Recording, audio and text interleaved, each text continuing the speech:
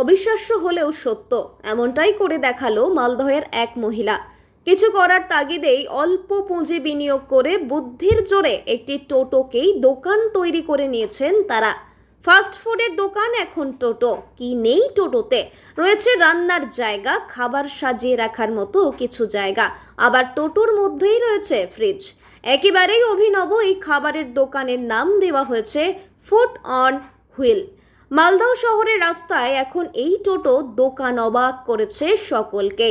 যদিও ঘুরে ঘুরে নয়, একটি নির্দিষ্ট জায়গাতেই দাঁড়িয়ে দোকান করছে আপাতত এক মহিলা। মালদহ শহরের পার্কের সামনে বসেছে এই দোকান। সাগরিকা সাহা নামে ওই মহিলার স্বামী বেসরকারি সংস্থার কর্মী।